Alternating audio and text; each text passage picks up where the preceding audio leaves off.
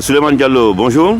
Bonjour M. Silla. Vous êtes le secrétaire général de la section APR des Amandiers. Ouais. Il se dit souvent à Paris que vous êtes contre la DSE. Est-ce que c'est vrai? Non, on n'est pas contre la DSE, mais on est contre de leur méthode et de leur façon de gouverner. C'est ça le problème, mais on n'est pas contre eux, parce que de toute façon, ce sont nos camarades. Donc le problème, il n'est pas de savoir si on est contre ou pas. C'est la ligne en fait politique qui fait que on n'est pas souvent d'accord. Et quelle est cette ligne? Il y a un problème de management déjà, il y a un problème de gouvernance, et puis il y a un problème de clarté en fait. Ce que je veux dire, c'est que tout est obscur avec eux, tout est opaque. On ne sait pas, par exemple, je peux vous donner quelques exemples. Disons pendant la campagne référendaire, paraît-il, et puis c'est vrai, parce que ça a été confirmé par plusieurs médias, dont vous, Diaspora, il y a eu une somme de 53 000 €. Personne ne sait comment cette somme a été distribuée. Avant cela... Vous voulez dire que la section des APR des Amandiers n'a reçu aucun sou? On n'a jamais reçu quoi que ce soit d'eux d'ailleurs. Ils nous ont aidés une fois, pour être honnête, une fois, pendant le meeting qu'on avait fait avec Maître Sidi Kaba. Mais à part ça, on s'est toujours débrouillé avec nos propres moyens. On a toujours cotisé pour nos mouvements, pour faire nos activités. Mais à part le meeting qu'on avait organisé avec Sidi Kaba où ils nous ont aidés, ils ne nous ont jamais aidés en réalité. Donc il y a le problème des 53 000 €. Avant cela, il y a le problème de 150 000 €, paraît-il, qui était destiné aux sections. Mais personne à l'heure actuelle ne peut vous dire qui a reçu quoi que ce soit. Donc c'est un vrai problème. Donc on est là en face avec des hommes et des femmes qui gouvernent comme à l'époque des bolcheviks. C'est-à-dire qu'ils font ce qu'ils Vous êtes dur, hein? Non, je ne suis pas dur. Parce que c'est la réalité, c'est la méthode des bolcheviks. Tout est opaque avec, ils ne nous disent jamais la vérité. Quand on leur pose des questions, ils ne répondent jamais aux questions. Donc ça suffit. On ne peut pas se comporter de cette façon indéfiniment. Il faut que ça change. Si ça ne change pas, de toute façon, là, nous restons dans le parti, mais on ne restera pas les bras croisés. Ils sont libres de faire tout ce qu'ils veulent. Nous, on sera libre de faire tout ce qu'on veut. Et puis on sera libre aussi de parler comme on veut. Mais il y a certains qui demandent, n'est-ce pas, qu'on mette fin au bureau actuel de la DSE. Il y a déjà une initiative qui est en train de faire son petit bonhomme de chemin. Est-ce que vous êtes partant? Bon, à l'époque, il y a quelques mois, on avait demandé une refonte totale de la DSE. Bon, à l'époque, moi je me disais que peut-être que le coordinateur de la DSE, M. Dembosso, je me disais que peut-être qu'il avait pris les choses en main. Mais le problème, c'est même pas le coordinateur en fait. Parce que la réalité, c'est qu'il y a des gens autour de lui, deux personnes, essentiellement, le consul et le vice-consul, qui détiennent tous les leviers du pouvoir au sein de la DSE. Ce sont ces deux personnes qui font comme ils veulent. Dembosso, il est là, mais en réalité, il ne dirige pas grand-chose. C'est dommage parce qu'on respecte beaucoup. Donc, d'autant plus qu'il ne peut pas changer, il ne peut pas faire changer les choses. Alors nous, on est obligé de parler pour que les choses bougent. Il faut que le président, à un moment donné, il faut qu'on passe aux élections, ou bien, je ne sais pas, à un autre mode. Mais on ne peut pas continuer avec des gens qui ne nous respectent pas, qui ne nous écoutent pas, qui font ce qu'ils veulent, et puis qui demandent en plus qu'on se taise. Il se dit aussi que c'est Abdourahmane Koïta, même s'il est à Bordeaux, que c'est lui qui est derrière la section des Amandiers. Est-ce que c'est vrai? Non, c'est pas vrai, parce qu'Abdourahmane, il est de la section de Charonne. Donc quand même, c'est pas sérieux de dire que Abdourahmane, il n'a rien à voir avec cette histoire. Le problème de gouvernance ou les problèmes de l'APR, ce sont des problèmes connus de tous. Donc Abdourahmane n'a rien à voir avec ce problème. Le problème, eux-mêmes, ils savent qu'il y a un vrai problème. D'ailleurs, je reprends un bout de phrase de Moïsa, c'est le chargé de la communication de la DSE. Dans son article du lundi 4 avril, il demande plus de transparence en fait. Oui, un article publié par Diaspora. Plus de rigueur, exactement, dans la gestion.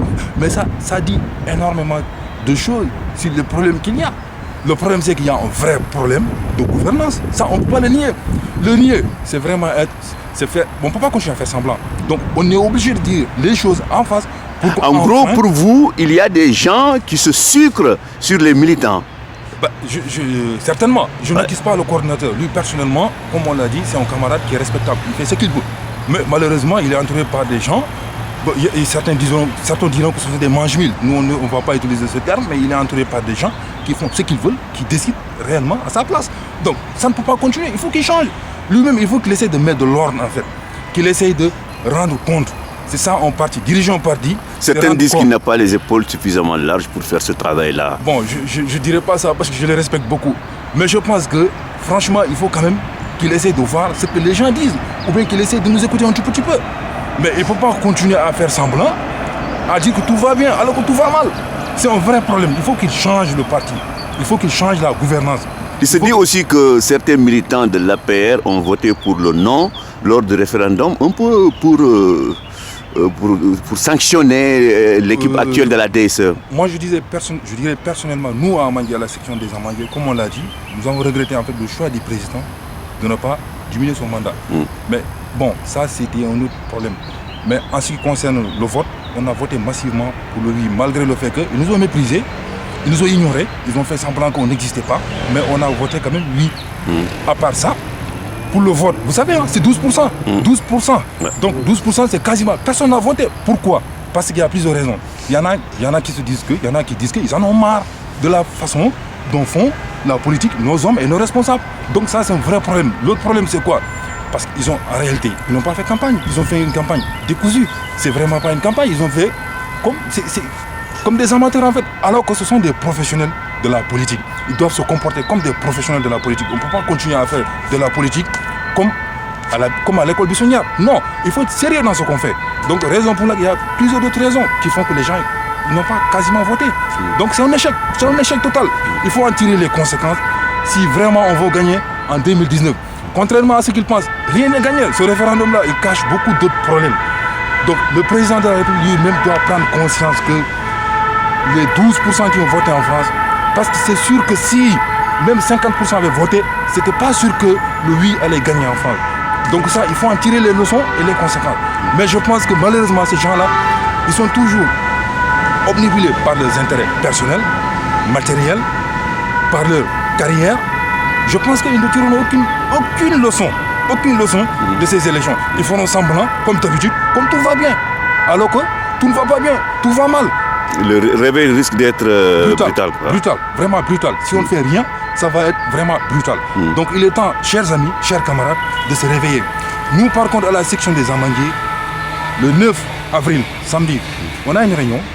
On va convoquer toutes les sections, tous les militants qui ne se sentent pas ou bien qui se sentent discriminés. Parce que quand même, il faut dire le mot, on est quand même discriminés, on est vilipendés, on est méprisés en réalité.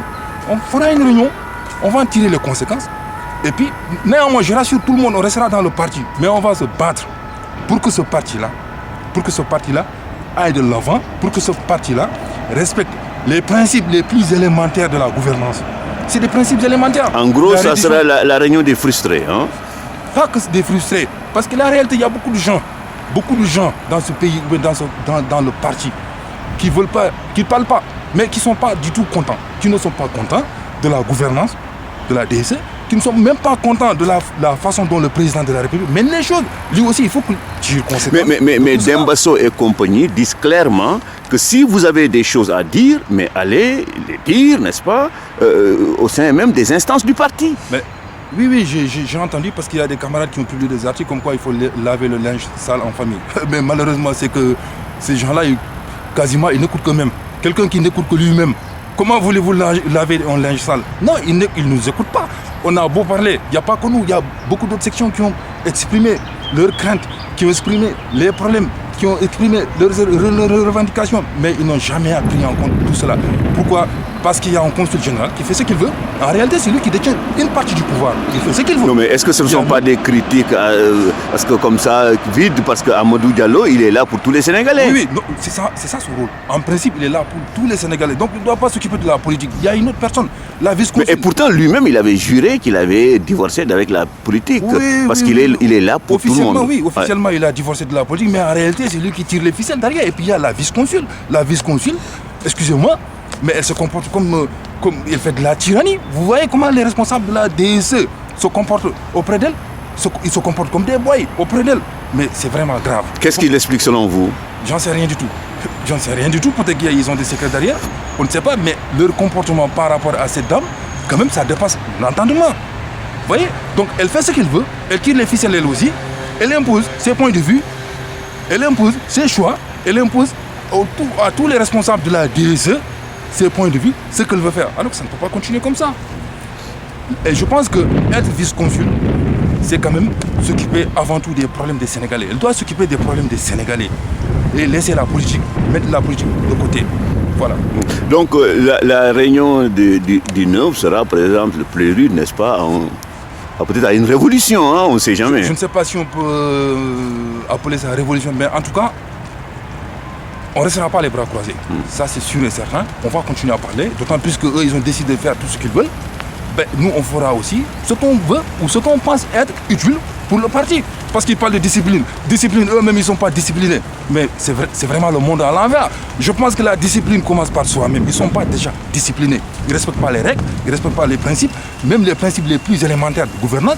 Ils ne veulent pas la réduction des comptes, ils ne veulent rien faire, ils ne veulent rien écouter. Donc ils nous demandent de rester disciplinés. Mais quand même, on ne peut pas être complice. On ne peut pas être complice des manigances, d'une gestion clanique. Il y en a même qui parlent des affaires. Ils font peut-être des affaires, on n'en sait rien du tout. Donc vous voulez qu'on reste discipliné? Non. On n'est plus à l'époque des bolcheviks. Et pourtant, ce monde-là, il est fini. et pourtant ils sont en train en tout cas, on peut le penser, qu'ils sont en train de faire du bon boulot, puisqu'ils ont monté, comme on le dit prosaïquement, 95 sections. Oui, vous savez, il y a des sections qui ont été montées, mais du jour au lendemain, ces sections-là sont mortes, en fait. On peut monter même 100 ou 200, 400 sections comme on veut, mais s'il n'y a pas d'animation politique derrière, ça ne sert absolument à rien. Ce qu'ils font, il y a beaucoup de folklore derrière, alors qu'on n'assure pas en réalité l'animation politique. C'est pas ça, l'animation. Il ne s'agit pas tout simplement d'aller monter des sections tous les week-ends et puis dire qu'on fait un bon boulot. Non, un bon boulot, c'est tout un ensemble. Il y a déjà l'animation qui n'est pas assurée. Tout le monde sait qu'il y a des sections de 2 ou 3 personnes ou de 4 personnes. Il y a des sections déjà mortes qui n'existent même pas, qui existent uniquement sur le papier. Donc on peut pas, il faut qu'on soit sérieux. Il faut qu'on soit sérieux. On ne peut pas continuer à faire semblant. Voilà, merci Souleymane Diallo. Merci beaucoup, cher Silla. Allez. Ça a été un grand plaisir. Merci.